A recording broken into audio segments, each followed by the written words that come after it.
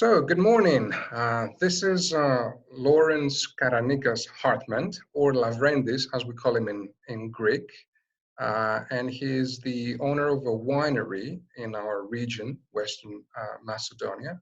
We're having this discussion with him today just to have a look at what the situation is and how he perceives the whole situation, how he perceived it so far in a way, and give us his ideas about the future in general. By the way, how are you, Lawrence?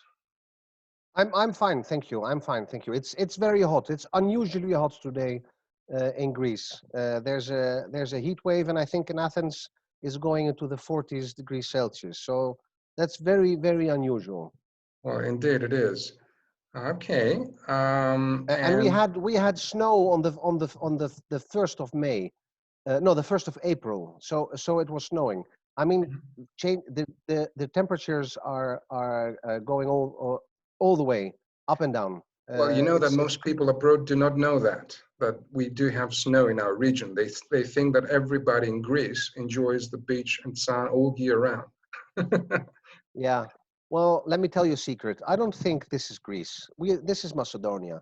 I Mhm, think I grew up. No, my mother's from Thessalia, from Volos. So she's Greek.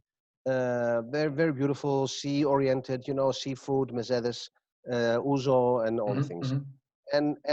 And when I first settled here in 2007, and I told my mother like how life's here and how the people are, and she said, that's that's not Greece. And indeed, I go to Volos every year, and this area is so much more Balkan oriented, Slavic oriented, both in food, in history, in culture. The dances are the same as in the Balkan and in Serbia. So this is not actually really Greece as everyone No, thinks knows of abroad. Greece. Well, we call it the unexplored and authentic Greece. So in that Yes. sense, it is what it is. By the Yeah. way, how did you spend your time during this period, during the quarantine and the lockdown, that you were not allowed, for example, to travel from one region to the other? What did you do? Yeah. Well, I'm a farmer. Unfortunately or fortunately, the land was not in lockdown. So it developed and it flourished, and we worked like crazy. We like usual. It's springtime, so everything is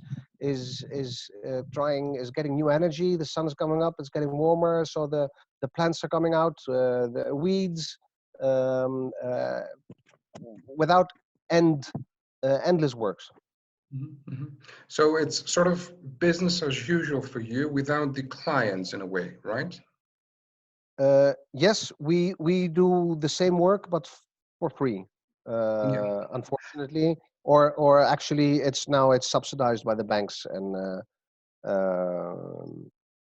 for a while. Now the problem is that our customers are the high end wine gourmet lovers, and they only can buy some wines of us through online wine shops. But every restaurant on the whole planet is closed right now. It's the same for Champagne. It's the same for Bordeaux, and I mean you don't open a very special bottle of wine on a Thursday afternoon. See, I mean, and So they you have to just, wait for the special occasion. I guess so. And they missed the chance to taste one of the best bubbly wines in Europe or all over the world, as I usually say, because this is one of the wines you produce, and I know that you're Yeah. very proud of. Um, Now, in terms of your business, what are your plans? Are you planning on changing the way you operate once the lockdown is completely lifted and you're back to business? Or do you have plans on that? Have you started I've planning? I've been I've been in business now for 30 years, um, as a publisher, as a winemaker, a farmer, and this is the first time I really don't know what's going to happen tomorrow. So back to normal or back to the old normal, I don't think that is possible. For us personally, restaurants will open at some point. People will start drinking wines. So that is that I'm not very worried about our product. Actually, I'm pretty optimistic, um, because I think the biggest victims of this crisis is everything that is on a big scale. So mass tourism, mass consumption, cheap clothes from China. Okay.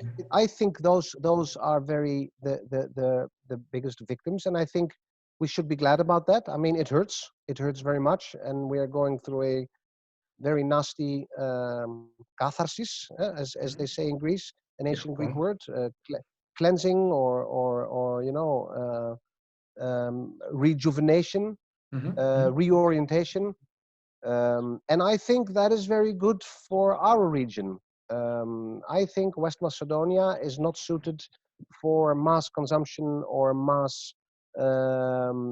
production nor mass tourism, because um, the reason we came to this area was exactly the opposite. Um, from an agricultural point of view, this area is very special because it produces very high quality fruits.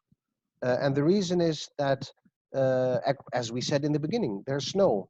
We have very cold temperatures. We have very hot temperatures. There's this going up and down of temperatures, and this is exactly what keeps the acidity in fruits high, and thus the quality of fruit.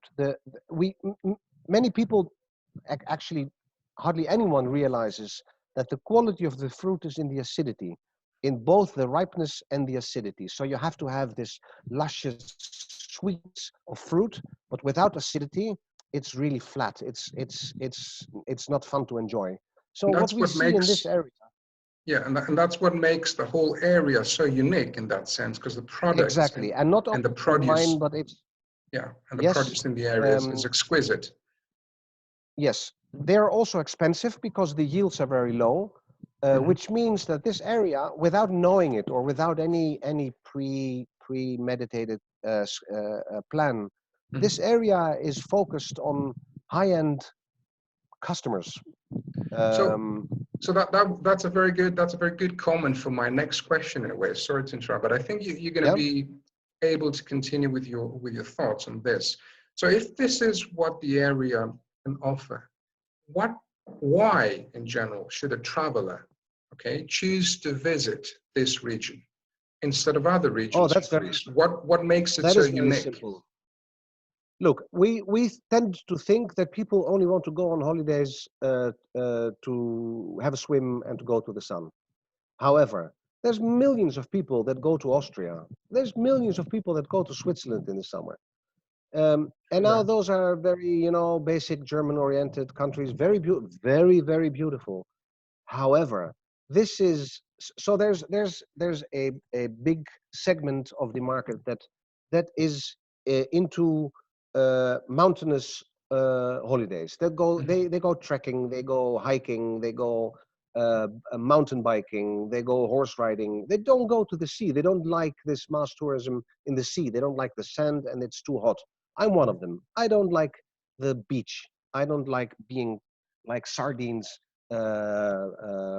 one next to another. Well, However, this is not the yeah, please average. go on. This I'm sorry. I want to No, I want to finish no, no, please, please, to make please. my point. This is not the average Austria or Switzerland or South Germany. This is um, uh, this is Switzerland on steroids, because here you have the culture, here you have the history, here you have this is one of the most interesting historic places in Europe. This is where the First World War started, for reasons that still exist today. We have like 6 or 7 tribes. Tribes is maybe a strange word, but Hmm. Hmm. different people from different cultural backgrounds living in one place. Both in Greece, in Yugoslavia, there's Muslims, there's Christians, there's lots of countries, and in the old days there were the monarchies. So this is a vibrating, thrilling country. I mean, 20 years ago there was a civil war I mean, Srebrenica was like Which is 60 kilometers exactly, over the which is end. very This is close, which are, this is a horrible event. However, the origins are so super interesting because it shows that this is, there's a word, salad macedon, which means it's a mixed salad.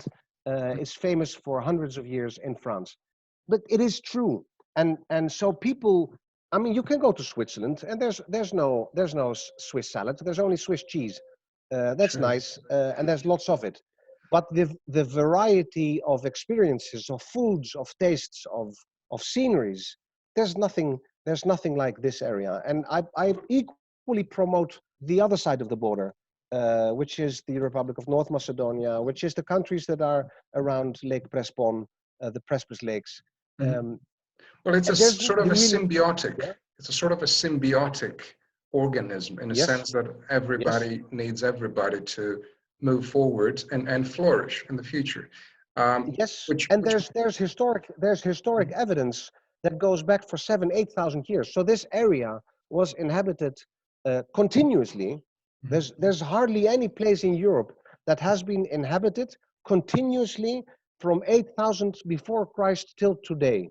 So there's excavations of cultures, of societies that Mhm. are still unknown today, and they have continuously lived, because after you had the Stone Age, there was habitations, there were very developed societies. There was the Copper Age, there was the Iron Age, then there was Okay. Alexander the Great, Macedonian areas, and the Romans. So there was a continuous. There's no other place. I mean, Rome was founded 500 before Christ, and before that it was nothing. There was Well, nothing in it's Rome. people that don't know that you were actually living abroad and you decided to come to Greece and set up your own business and make it your own home. They wouldn't realize how this happened, but by listening to you and listening to how, you know, powerful and how strongly you feel about this area and this land, they will fully understand why you chose to go there. But in terms of, or come here in a sense, because I'm here too. But in terms of the coronavirus pandemic, do you think that our area is a better option or could be a better option for travelers from abroad or within the country, in a sense that, as you said, it's not a place that it's packed with people. It's a place Way that better, people, way better. yeah, I mean, the worst place you can go now is Santorini, because if there's any place that you'll catch any disease, it's Santorini. Whether it's aphrodisiac diseases or viruses, I mean, it's Santorini and Mykonos. I mean, this is people are not crowded here. There's no hotel that has, packed small rooms and a small. Everything is broad and open. If you go cycling, if you go hiking, if you do a wine tour, if you go to a restaurant, I mean, all the restaurants here, they don't have more than 10 tables, and there's so much space where you can put the tables. I mean, there's no safer place to have a 1-2 week holiday than here. okay. You can visit archaeological sites without being crowded. It's not the Acropolis where you're trodden by 20,000 Chinese people, who they don't look because they only watch their camera. Um, Well, yeah, I I mean, know this what you is mean. So in that this sense, is really, yeah, this is the place for people to visit, especially in such a difficult sort of situation when they want to be safe yes, and make sure that yes, their loved ones are safe as well. Now, yeah, going back to what you mentioned before, and the fact that yeah, you came from abroad, as I said, and you decided to make this your own sort of life from 2007 onwards. You said before, around that time, right? yeah, So yeah.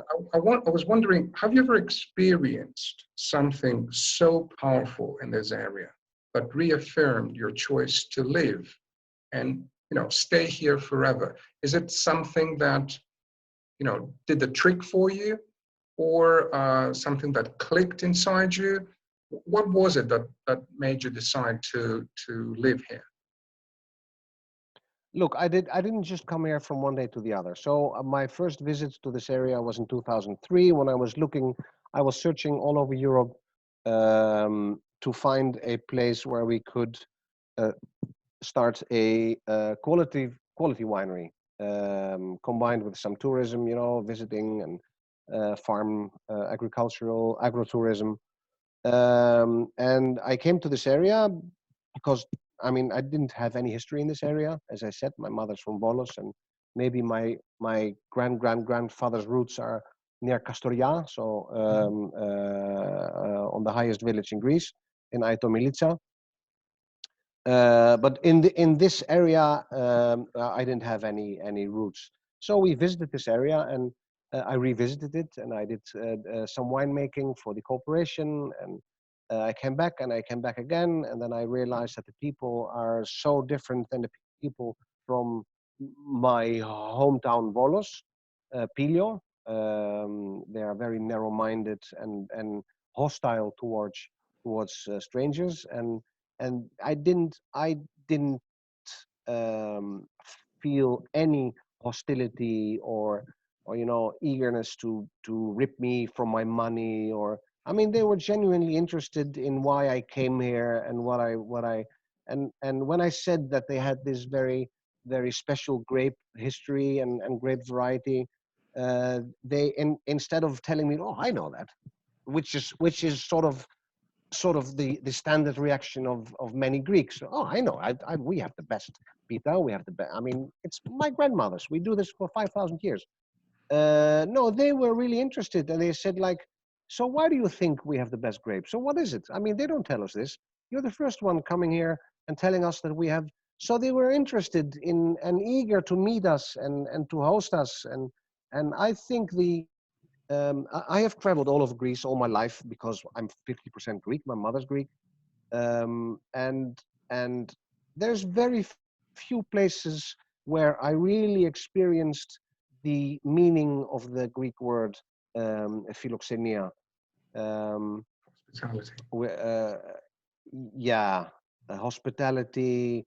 Well, But I'm giving the word in English for people to understand what kind of word you mean. but it doesn't yeah, come close. I know what you mean. no, no, because philoxenia is also the interest in the other one's driving force. So it's not only like, okay, I give you a place and I feed you. It's also the It's the love for communication the that is foreigner. going with philoxenia. It's the love Yes, for the foreigner. That's what it is yes, if you just and translate and the word. and probably that is because there's so many tribes here, from Vlachs to Dopji to Prosvi, so refugees from the Mhm. 1920 disaster. Um, there's Albanians, there's Arvanites, old Albanians, the old inhabitants of Greece. So, Um, so if you had to we describe this area then, or the region, for that matter, in 3 words, or even 3 sentences, if you feel that 3 words are not enough, what would these be? well, I think for me, but I'm also an entrepreneur. For me, the word challenging comes up. Mhm. Opportunities, fulfillment, because we realized our dream, and we couldn't have done it anywhere else. We couldn't have done it in Holland, where we grew up and where we worked, and we had a professional living. Um, the other one is for me is a word, is no other day is the same. I mean, there's always something new going on, and I think fascinating and challenging both the history, the culture. Uh, uh, I think those are for me the most basic languages, the basic words that describe this area, and that is the reason why we came here. I really think that there's no other. I mean, we are one of the most successful, together with Alpha Estate, one of the most successful wineries in the area. Within 10 years, we realized to place our products in the highest segments. I'm very tiny, very small. Alpha Estate is very big and very professional. We both realized our dreams into the highest of segments. And I don't think either of us could have done this in any other place in Greece. For that matter, in any other place in Southern Europe. Well, that's Because, impressive. yeah, yeah. That's impressive, And this, especially I mean, because I think of this every day. it is impressive though, because we're just talking about a region which is the least touristy area in the country, an area that Yeah, is not even, on the map for people that come from abroad. They don't even know that this place no, exists. They don't understand that this is Greece. no, And yeah, having two of the most successful wineries and wine producers in the country, which are recognized yeah, all over the world, is not an easy feat. yeah.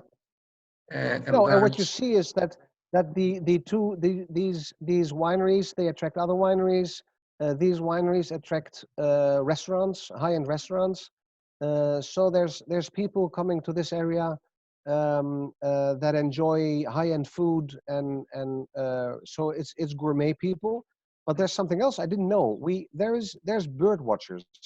I mean, well, yeah, yeah, this is yeah. not my piece of cake. I heard from specialists in the field that this area with the four lakes is a Valhalla for bird watchers. It is. It is Um, indeed. It is indeed. I can't see. I mean, I enjoy nature, and it's too hot now. The birds have shut up, Well, we could we and could be they're right. we could be talking about those things forever. I know, but for this kind of recording, we just need to keep it short and sweet for Yeah. people to be able to watch it. Yes. So sorry to Yes. cut I you off agree. at this, but before we leave you, because I'm pretty sure you're going to be busy with your daily chores Yes. there. What is it that we see behind you? Is it the? Can you just turn the camera just to Yep. have a sort of a I'm. panorama of the area? I'm a trained historian, and for me, this is a very special area, which Okay. I'm going to show you. What we see is our vineyards. Hmm. You see some of our tractors over there.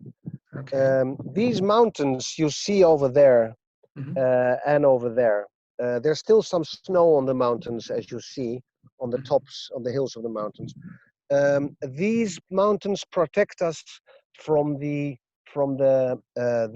Mediterranean heat, and this is what gives cool evenings, which makes summer very, very not only bearable but very agreeable. But what I want to show you is over there. There's some trees. So Hmm. this is 400 meters below.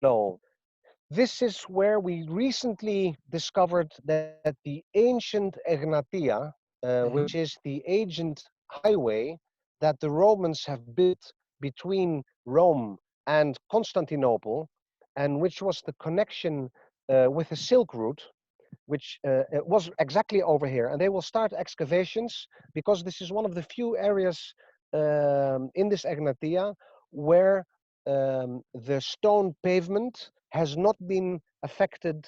They have not been robbed. The stones have not been taken away for building because the lake Vegoritida, which we see far abroad, has covered the Egnatia for 2,000 years.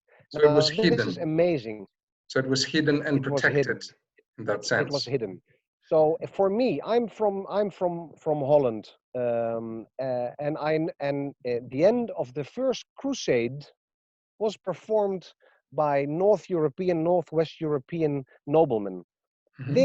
They walked 300 meters down our winery because the Crusades, they went to Jerusalem over the Egnatia, which was built 1,000 years before. So they had to pass here. All the all the silk and the gold and the jewelries that were brought to Europe from China, they traveled over this road. This is going. So this gives me goosebumps. This is Well, this that's is history. It is. It This is history, and just save some for the people that are going to come and visit, Lawrence. Just don't tell I them. will Don't reveal explain. I everything will. now. Yes, yes. Let Don't them come reveal to me, and everything now. I will show them all these treasures. We'll The we'll do treasures we'll you don't. we'll do that. We'll do that It's because next time, it's the next time, stories. It's the next time stories that people will come. make the history. That is quite true. But next time people will come and visit, or will come and visit with the travelers we're going to be escorting, we will be able to talk about all these in detail. Thank you very, very much for all this detailed tour in a way, and at the same time, this very interesting discussion we had in those difficult times, we must admit. But personally, and as you said, we would like to be positive and optimistic, and we'll try to keep it this way. So I'd like to wish you good fortune, and Thank you so much, thank you too. We'll be in and thank you touch. for giving me the opportunity to show this absolutely beautiful area. And I mean, okay, we are having difficult times, but how difficult can it be when you're around And you live there. Well, in a in way, this area? you're fortunate in that sense. Very fortunate, very fortunate. So thank you very much once more. I'm pretty sure Thank you that so our much. viewers are going to enjoy this a lot. Okay, You're goodbye. welcome. Bye bye.